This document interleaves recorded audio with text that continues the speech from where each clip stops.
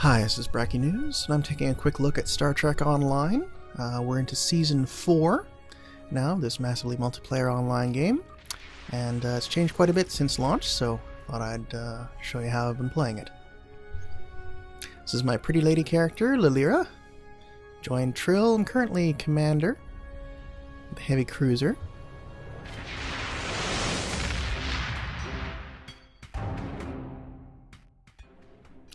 And lots of beautiful art in these loading screens. Alright, so I'm in the middle of a mission here.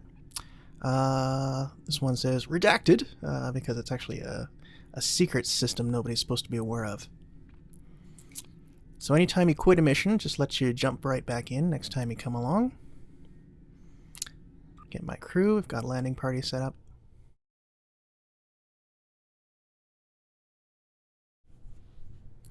So at the time of recording this, in early August 2011, I've been playing the game for just a little over a month. One of the things I'm hearing a lot from the other sort of longtime players and people that are returning is just how much it's improved, in over a year since it's launched. So this is fairly near the start of a mission.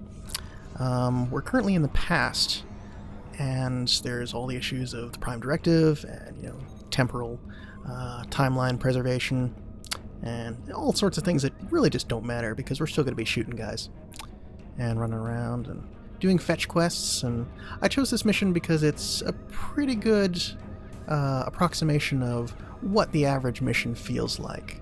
There are definitely some outliers. There are definitely some missions that are more interesting or less interesting.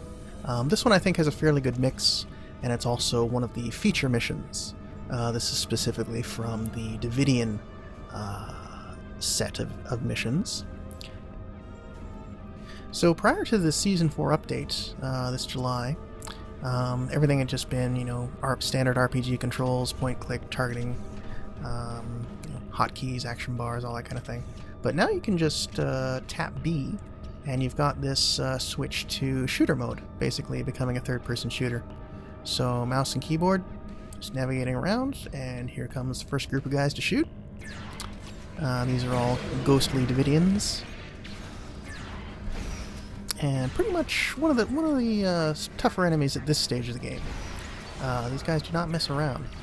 I've already got some armor and weaponry that's specifically designed for them. And just running around. Pretty easy to navigate with the mouse and keyboard controls, gotta say. Just free look and free run, basically. And here we've got a bar fight, where everybody's sort of been mind controlled and shooting each other, so.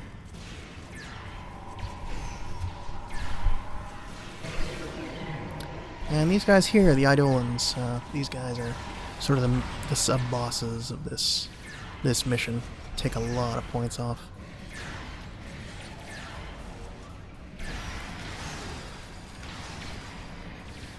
Currently wearing my Grenadier pack.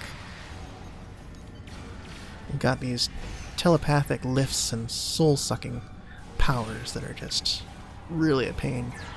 Any kind of hold or grab attacks in an MMO, probably if you're familiar with them, they're just the most annoying things. So having as many buffs and abilities to prevent just grabs and immobilization is usually the way to go, and they're usually some of the best attacks as well. So, all right, successfully knocked out pretty much everybody in the bar, except for the bartender and the waitress. Check on them. So here we're just checking, make sure nothing's been left out. And, oh! Fresh set spawned in.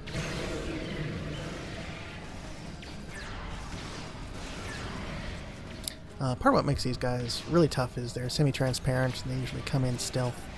And then with the blue haze, it just makes it really hard to sort of get a good beat on them.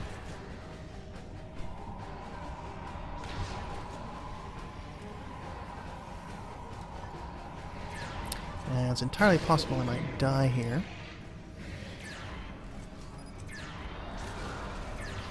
Losing my buffs left and right here. Oh, there we go.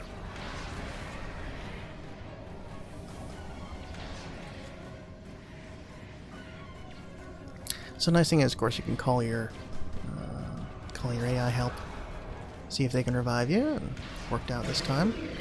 Still 2 of them down, so there's no guarantee I'll still make it. But it's not too many of them at once here.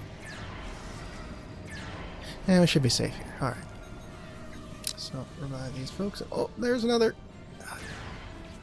These guys do not go down.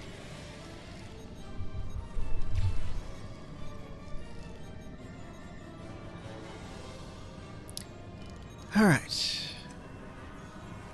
Everybody's okay. All unconscious, of course. Nobody's dead.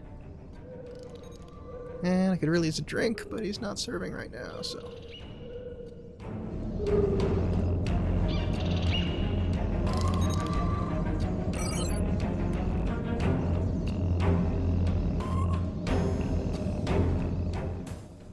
Most of these Dividian missions have a lot of choke points because they tend to cluster up, and if you can sort of fall back and bring them all together, that works a lot more effectively in staying alive and utilizing the weapons. But as you can see, they can disable your entire team pretty damn fast here.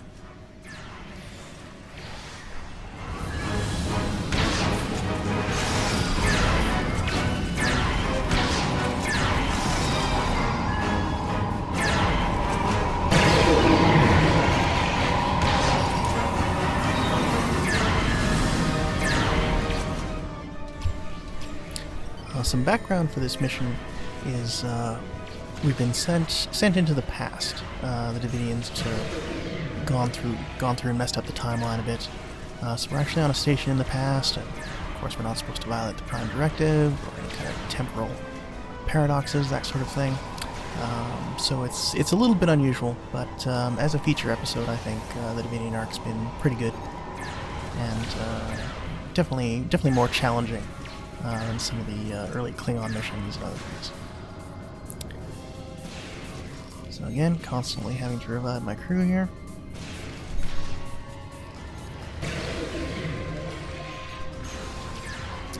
And take that guy down. Great.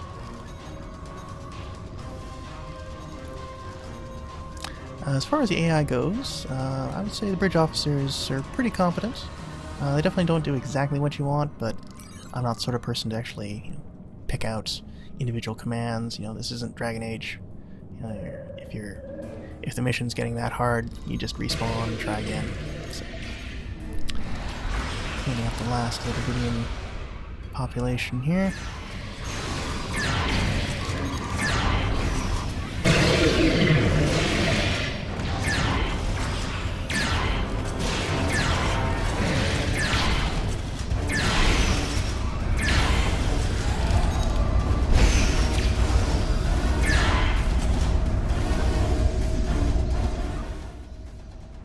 Alright, that is the last of the zone encounters here. Head back to the main barn. Oh god! Oh, these guys are not good to look at. Oh, and they're always hungry. Ah. Here's Captain McBeard giving us some advice here. Thanks. It's really nice that a lot of the turrets that you create sort of stay static for quite a while. So it's nice to have several points to fall back on and run through if you need a quick heal. One thing about cryptic games is that I'd really expected more from the minimaps. The minimaps in City of Heroes and City of Villains were really good, and these not so much. Not very pretty, not really good to zoom into. This door we have to shoot down, and oh god, there's a box. So entirely possible I'm going to die here again. These guys do not mess around. It's not only him, he's got a bunch of guys in the back. And unfortunately, most of my crew is going to attack the smaller enemies first, and let the big guy kill me. So I'm going to try and help them clean up that. There's these portals that we have to destroy that are doing no damage whatsoever. So yeah, AI priorities, not necessarily as efficient as you'd like.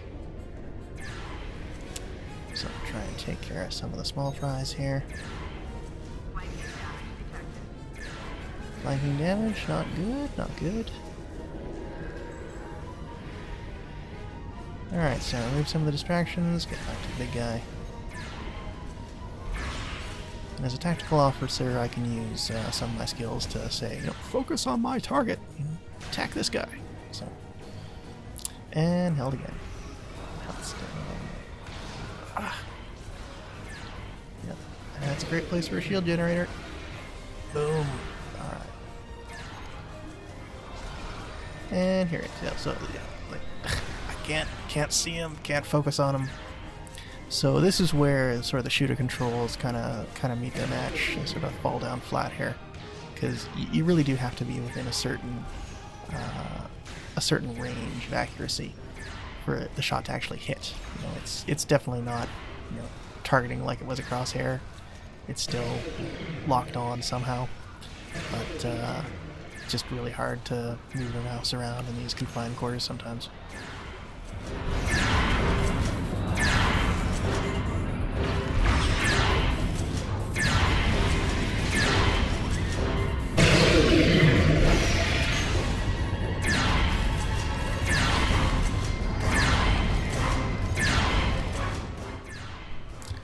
That's my second bridge officer dead.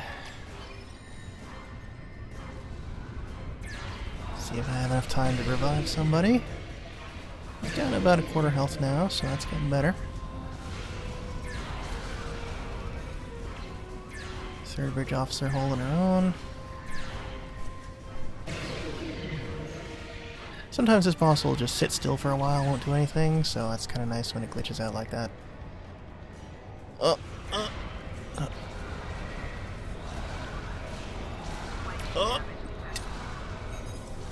Full heal, alright. Back in business. Revived. Okay, we're good now.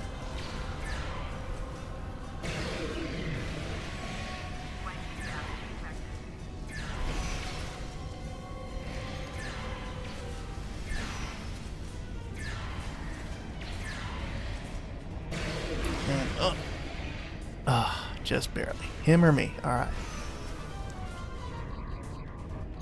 So, quick heal, clean up the rest of these portals.